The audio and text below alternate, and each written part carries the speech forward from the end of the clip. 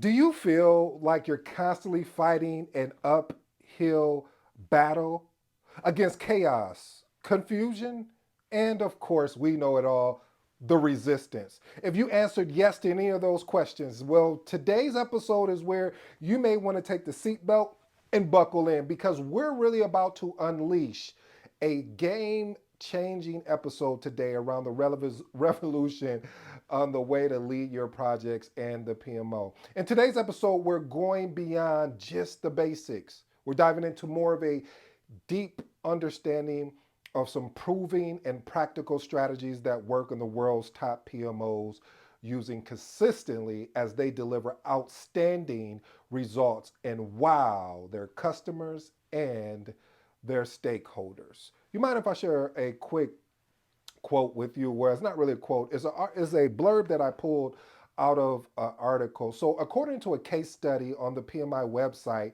regarding establishing PMOs, there was an article entitled From Crisis to Control, a New Era in Strategic Project Management. And the research indicated that over 75%, wow, 75% of organizations that set up a PMO shut them down in 3 years. Again, they shut them down in 3 years because it doesn't demonstrate or it doesn't add any value. He also noticed that many PMOs are terminated because of the failure to report the benefits of the PMO to the organization, pointing out the lack of senior management support and clear vision regarding the scope of the PMO are the key factors of an actual failure in PMO. If you're new to the channel, I go by the name of ED. For all you smart and intelligent folks out there, listen, that just simply means Ed. I have an 8-point framework, and these 8 points, my goal, my mission, my job today is to unpack today's title, which is entitled The PMO Best Practices. As I told you and I stated before, family, what we will be doing here throughout this week is doing PMO stuff type stuff. Well, yesterday we unpacked what is a PMO. Today it is best practices. And the goal is because of course we have a new book coming out, The Magnetic PMO is really a follow-up. I don't want to say a follow-up, but you think of the magnetic PMO as really more or less the house to the actual what project managers use and need.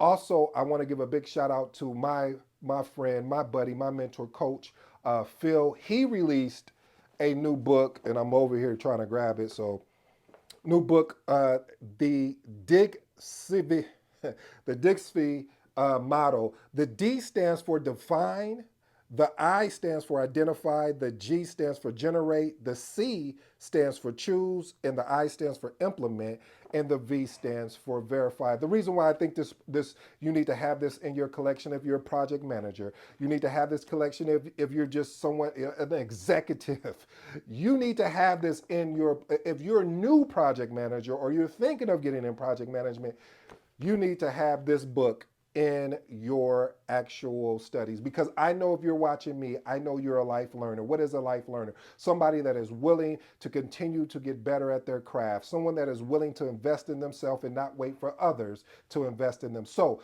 family, pick up this book again, The DIXSI by my buddy, my friend, my mentor and coach, Phil. I really think you guys will enjoy it. I'm actually going to leave a link to it. I'm gonna leave the Kindle version as well as the print version regarding that. Now let's get into some work here. Point number one: establish a career path and development program.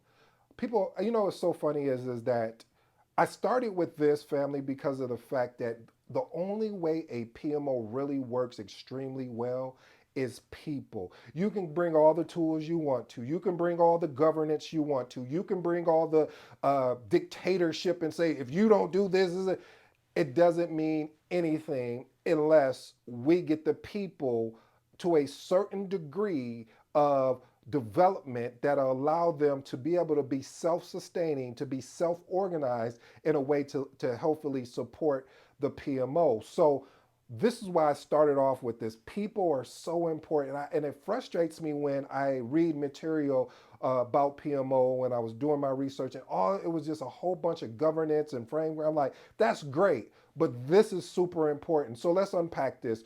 So, creating a career path and development program. Wait a minute, let me stop. Let me ask you guys a question. If you join an organization and you're part of the PMO as a project manager or a project coordinator, program manager, portfolio manager, you choose one of those, and the PMO director approached you and said, hey, what we normally do, we like to sit down for an hour and we would like to do an exercise with you to understand what are you looking to do with your career path while you're working in this organization. What would you do?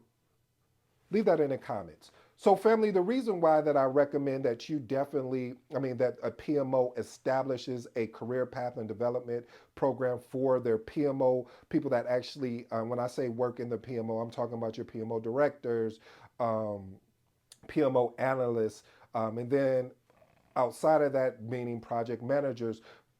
Creating a career path or a development path really is going to do it's going to do so many things. You'll be shocked. First of all, it's going to attract, it's going to motivate, and it's going to retain high performing project management talent. And it ensures a sustainable pipeline and a succession of project management leadership and expertise for the PMO organization. So a lot of times you'll be in an organization and there's not a lot of that development. What do they normally say? They say, well, we don't have it in the budget. Mm.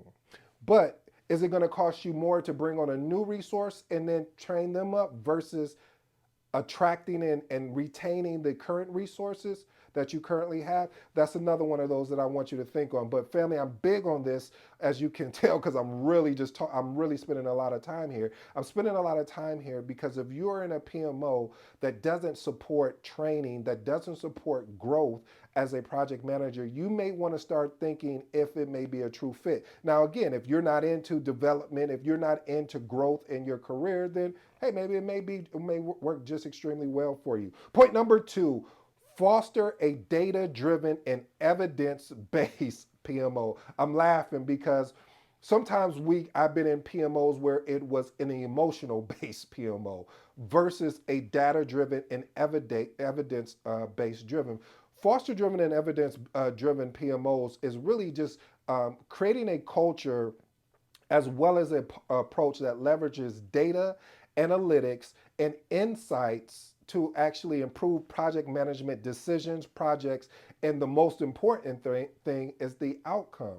You have to understand, family, when you have more of a data driven and an evidence based PMO, this really truly allows you, it really helps the PMO reduce on bias or guesswork or favoritism and things of this. Is based on facts, is based on patterns. You know what our motto here is.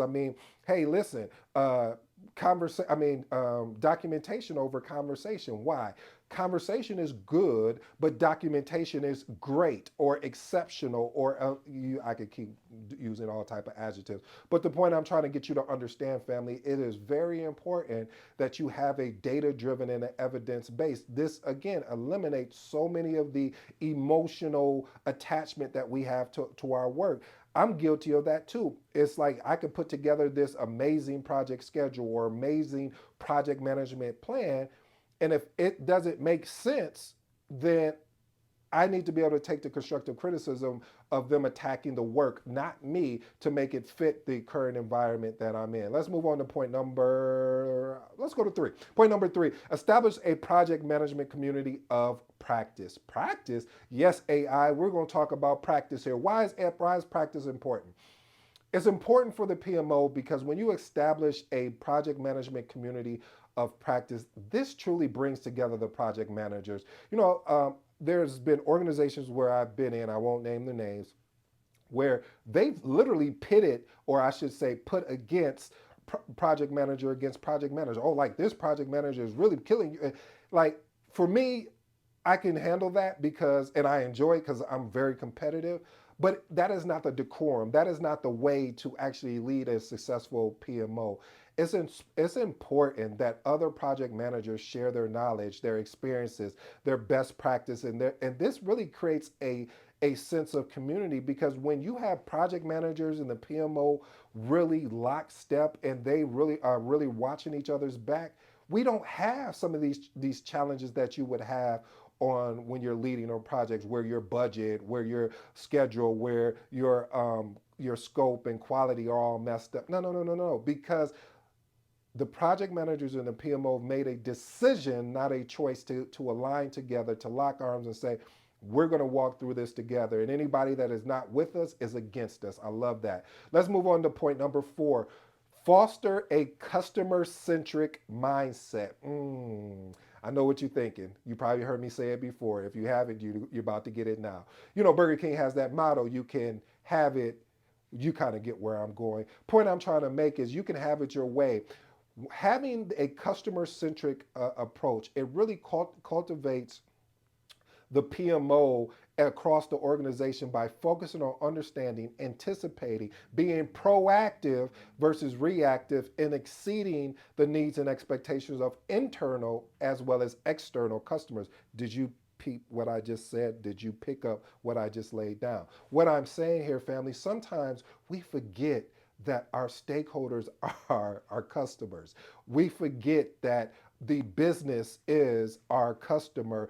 I'm not even talking about the external factor, which are, when we have clients, of course, they are our customer. But I'm saying a lot of times we forget about our internal customers because they're not paying us a particular dollar or they're not investing, but they're asked of us a particular project and we need to deliver on that particular project. Point number 5. Foster a project management culture of transparency and accountability. This is my favorite, and you know what I normally do when one of these are my favorite or one of these things I need you to pay attention to. Message. At this point, I'm going to unpack for you the importance of having a culture in which practices and actually leads and I should say implements a culture of transparency and accountability. When you have transparency, there's no misunderstanding. It is what it is. I said what I said. We did what we did. This is how we're going to move forward. But when you have a lack of that, it's the exact opposite. You have people having silo meetings. You have stakeholders not wanting to come to meetings because they believe their position or they believe their role doesn't require them to be there. There's so much. When you have transparency and then accountability on top of that, it holds people accountable for what they said that they really wanted. How many times have you said that, hey, I would love to have a project manager lead this project and they didn't show up? Okay, you didn't get that one. How about this one? How many times have you had a stakeholder that said, "Hey, schedule that meeting and I'll be there so we can talk about it and collaborate and figure things out," and then the stakeholder gets there and it's just all chaos, it's disrupted, and then they're sarcastic and it goes on and on. When we have a opportunity to be transparent and accountable, this is where project management and the PMO strive, because everybody has the same interest. That is ensuring that the business is protected, that is ensuring projects are protected, and that is ensuring that the people that are part of the project and lead a part of the project are exemplifying great characteristics in leading the project. Let's move on to point number 6. Implement a project management coaching and mentoring program. Message. Listen, family, you guys know I just held up my mentor and my coach's book, Phil, because it's important to have a coach and a mentor.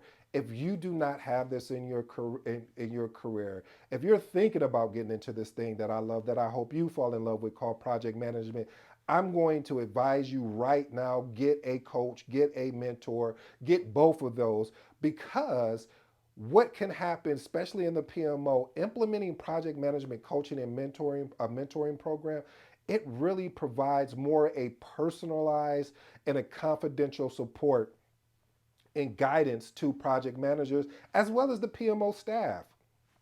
What happens here is it allows Uh, it allows for the project manager to be able to develop their skills, overcome challenges, achieve their goals and aspirations. Because if you don't create that type of environment where you have someone that is coaching and mentoring you, you're not going to know how to navigate. You may say or do something, and then you look up, and now you're not getting the volume of projects, or you're getting very small projects that you're like, this is not no project. Y'all just created something. You don't want to fall into that category. So again, PMOs, please, I'm asking of you, create some type of support with regards to coaching and mentoring your project managers. And you need to have someone that's in there that's established and respected too. Because you can't have someone in there that it turns into more of a director, a dictatorship where it's like, do as I say, not as I do type approach. People are going to tune out. It has to be a collaborative approach. It has to be, what is this project manager looking to do? What is this project coordinator looking to do with their career, and guide them? Point number 7, establish a project management excellence and innovation program. Listen, family, where AI is here, it's not going anywhere anytime soon. Having the ability to be innovative by looking into that tool. What are the impacts to us using it in the business? Looking at other innovation type tools. And then the other piece of creating project management excellence. Listen, by establishing a project management excellence and innovation program, this recognizes, rewards, and showcases outstanding project management performance, as well as practices, achievements. And you know what this does too, family? It truly encourages and supports project managers and PMO staff to experiment. Wait, let's stop right here. Message. I'm sorry, this is just filled with messages today.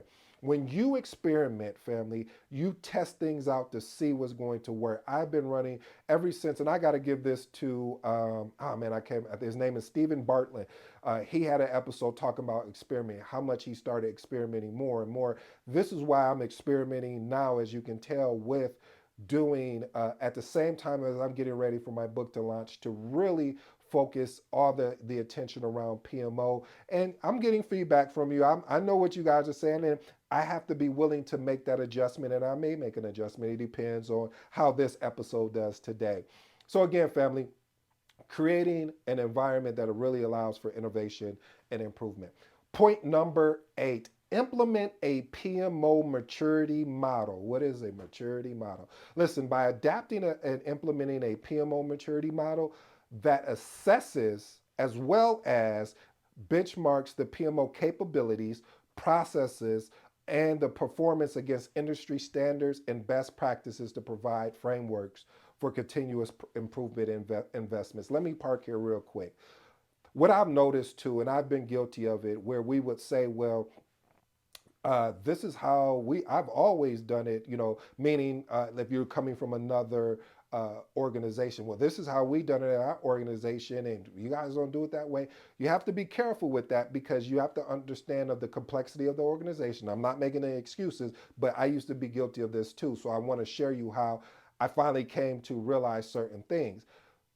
You have to understand the complexity of the organization. You have to understand the people that's involved and where they're at from a project management standpoint, a PMO standpoint. Because if you don't, and you go in there trying to push things on people, they're going to be resistance. What I've learned over my career is meet people where they are and then bring them up with me. So by establishing a PMO maturity model that helps identify the PMO strengths, weaknesses, gaps, and provides a structured, I'll say that word again, structured and measurable approach to PMO to enhance the skills as well as service and value over time, this will help the organization evolve. My bonus for you today is develop and maintain a PMO roadmap. How many PMOs do you know that have a PMO roadmap? What is a PMO roadmap? PMO by a PMO roadmap provides a strategic and tactical. Those are two key words. You can have strategies, but if you don't have the tactics, it don't mean anything. Okay, you don't like that? You can learn, you can watch this video, but if you don't apply any of the information I've shared with you, it was a waste of your time. So, by having a strategic and tactical plan for the PMO evolution and improvement, it really helps to prioritize and coordinate PMO activities and resources to deliver maximum value and impact the organization. Here's my three closing remarks, family. Point number one, establish a career path and development program. As we said, people are the foundation of a really exceptional PMO. So it's up to you to make sure that these people are trained and is continually getting training. And it's not always having to go pay for training. You could give your experiences that you've experienced over your time. You could sit and go over and read the Magnetic PMO book. I'm sorry for the shameless plug, but I'm not. You could read my mentor's book, the I always say this wrong, the DIXSI, something like that. Yeah, you can read that. That book is really good as well. So I'm saying all that to say that it's important for the development. Foster a customer-centric mindset. Again, as we stated before, having a customer centric mindset, meaning putting your internal and external customers first, is what is going to have ensure that you have an exceptional PMO. My last and final one, establish a project management excellence and innovation program. As I said, AI is not going anywhere. So how do you get your PMO ready? How do you get your project managers ready if there is going to require an adjustment or some type of adaptability? I hope you enjoyed today's episode, family, because I enjoyed putting it together. Again, be on the lookout for the Magnetic PMO. I will let you know when it actually drops, and maybe we'll do a work study around it or something. Until next time, this has been your boy ED. You know my motto, you know my slogan. I thank y'all for being with me today. Until next time.